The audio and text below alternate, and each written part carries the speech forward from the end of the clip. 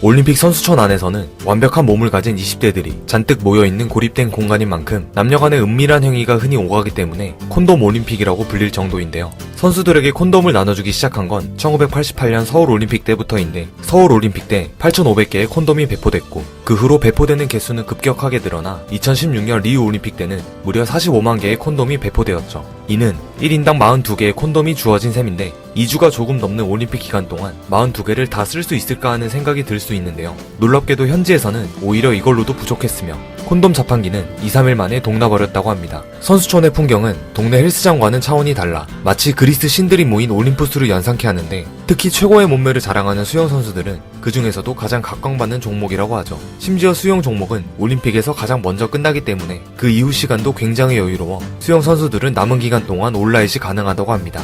올림픽에 출전한 선수들 사이에서는 데이팅 앱 틴더를 사용하는데, 틴더는 가까운 거리에 있는 데이트 대상자들을 소개해주는 어플로 프로필을 보고 서로 마음에 들어한다면 대화를 연결시켜줍니다. 미국 틴더 본사는 리우 올림픽이 시작된 이후 올림픽 선수촌에서 틴더를 통한 만남이 2배 이상 늘어났다고 밝혔으며, 실제로 리우에서 틴더에 접속하면 상당수가 경기장이나 선수촌을 배경으로 상반신을 드러내거나 비키니를 입은 사진을 올리며 시간이 많다, 리우에서 함께 즐기자 등의 멘트를 남기기도 하였습니다.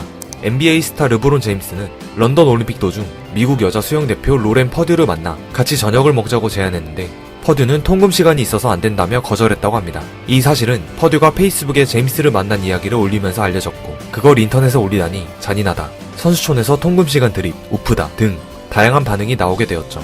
2012년 MBC 기분 좋은 날에 출연한 쇼트트랙 선수 김동성은 국가대표 시절 해외 미녀들에게 대시받은 일화를 소개하였는데요. 김동성은 외국 여자 선수들이 나에게 오더니 갑자기 방 열쇠를 주더라. 그때는 그게 무슨 의미인 줄 몰라 열쇠를 쓰레기통에 버렸다며, 다음번 시합에서 그 선수가 왜 자기 방에 안 왔냐며 다시 방 열쇠를 주더라 고 말하며 해외 선수들에게 고백받은 사연을 공개하기도 했습니다. 하지만 방에 가다 걸리면 국가대표 박탈 위험까지 있기 때문에 가지는 않았으며, 미국, 불가리아, 이탈리아 등 여러 국적의 선수들에게 대시를 받았다고 고백했습니다.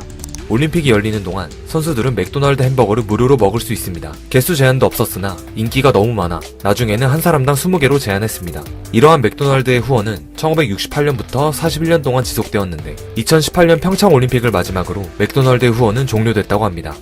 일본의 오기타 히로키 장대 높이 뛰기 선수는 예선에서 5.3m를 뛰어넘던 중 특정 신체 부위가 바에 걸리면서 민망하게 도전을 실패하였습니다. 히로키의 이 같은 실패에 전세계 누리꾼들은 황당하다는 반응을 보였는데요. 2차 시도에서 5.45m를 넘으며 21위에 올랐지만 결선 진출에는 실패했다고 합니다.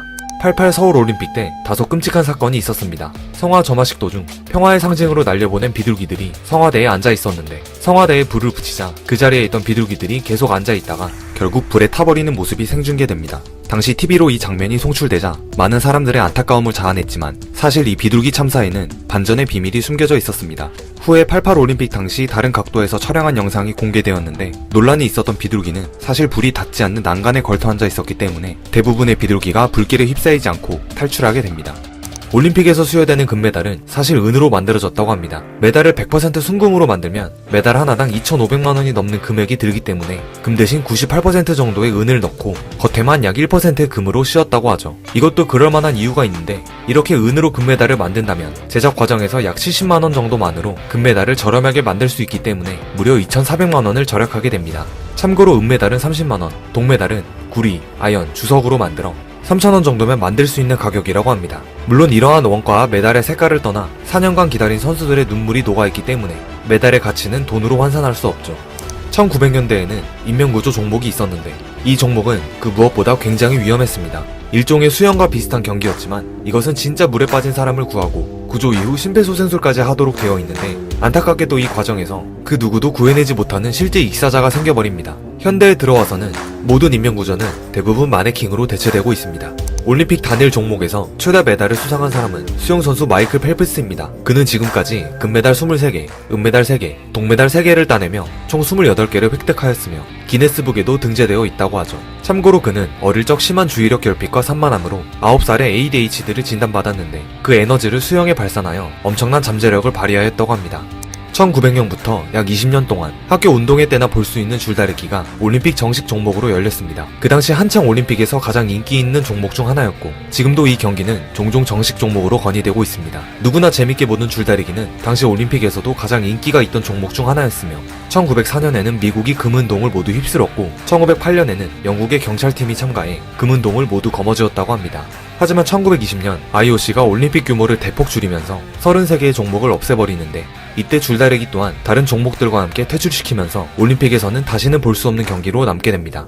1900년 파리 올림픽에서는 다소 잔인한 비둘기 사격도 있었습니다. 이 경기는 사격 선수들이 제자리에 서서 살아있는 비둘기를 쏴 죽이는 경기인데 시합이 끝나면 경기장은 비둘기의 피와 털, 사체로 아수라장이 되는 그야말로 오싹한 장소로 변하게 되죠. 사격을 진행하기 위해 매 경기마다 300마리가 넘는 비둘기를 상공에 풀었다고 합니다. 후에는 관중의 머리 위로 사체가 떨어지기도 하고 이 경기가 너무 잔인하다는 이유로 폐지되었습니다. 진짜 비둘기 사체가 내 머리 위로 떨어지는 기분은 어떨까요?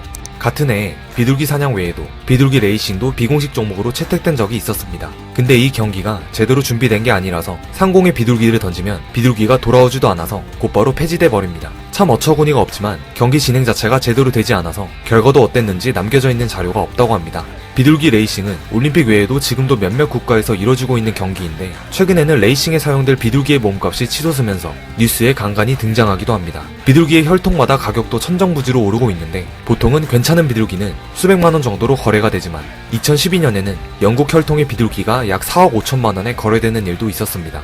이렇게까지 비둘기 레이싱에 거액이 오가는 이유가 이 레이싱이 경마와 비슷하게 투자 형식으로 진행이 되기 때문입니다. 도박이 법으로 금지된 중국에서 비둘기 경주는 제재 가능 여부가 모호한 선상 위에 있기 때문에 암암리에 투자하는 일이 유행하기 시작한 것이죠. 심지어 경주 우승 상금은 약 20억이 육박하고 급기야 작년에는 비둘기 한 마리의 몸값이 21억이 넘어버려 사상 최고가를 기록하였습니다. 이 비둘기의 이름은 뉴킴, 구매자는 중국인이었다고 하는데 이 정도의 어마어마한 몸값이면 람보르기니 4대와 맞먹는 가격입니다. 1916년, 1940년, 1944년에는 제1, 2차 세계대전으로 인해 올림픽 게임 자체가 없었습니다. 1904년에는 이때만 유일하게 열렸던 싱글스틱이라는 종목이 있었습니다. 펜싱과 비슷하지만 이것도 다소 잔인한 면이 있었죠. 이 경기는 목검을 들고 두 선수가 서로 상대의 머리를 공격하는데 여기서 먼저 피가 나는 쪽이 지는 경기였기 때문에 매 경기마다 누군가는 피를 봐야 했습니다. 상대방의 머리에 상처를 입히고 이겼다고 좋아할 수도 없고 이 경기도 역시 말이 많아 곧바로 폐지되고 다음 올림픽부터는 볼 수 없는 경기로 남게 되죠. 값진 메달을 쉽게 목에 걸고자 그동안 약물부터 갖가지 편법이 많이 발생하곤 했습니다. 가장 대표적인 예로 희대의 금메달 사기 사건이 있었는데요. 이것도 싱글스틱과 같은 해였던 1904년에 발생한 사건입니다. 미칠 듯이 더운 날씨에 미국 세인트루이스에서 하계올림픽이 개최되는데 마라톤 종목에는 32명의 선수가 경기에 참가했습니다. 이때는 도로 포장이 제대로 되어 있지 않아 대회 현장도 굉장히 열악했는데요. 프레데릭 로즈는 15km 지점에서 다리에 쥐가 나서 레이스를 포기해버립니다. 그때 마침 그곳에 지나가던 트럭이 그를 태워주는데 로즈는 차를 타고 메인 스타디움 바로 앞에서 내리더니 다시 합류하여 뛰기 시작했습니다. 결국 그가 1등으로 들어왔지만 더 황당한 것은 그에게 메달을 수여할 때까지 심판은 이것을 모르고 있었던 것이죠. 하마터면 이대로 그에게 금메달이 넘어갈 뻔했지만 로즈를 태워줬던 트럭 운전사가 나타나 증언을 하면서 세상에 밝혀지게 되죠. 당연히 로즈는 실격 처리되고 2위로 들어온 토머스 제이 힉스가 금메달을 차지하게 됩니다. 최근 베이징 올림픽에서 이해할 수 없는 판정들이 계속해서 벌어지고 있는데요. 앞으로는 또 어떤 황당한 사건들이 벌어지게 될까요? 오늘의 영상은 여기까지입니다.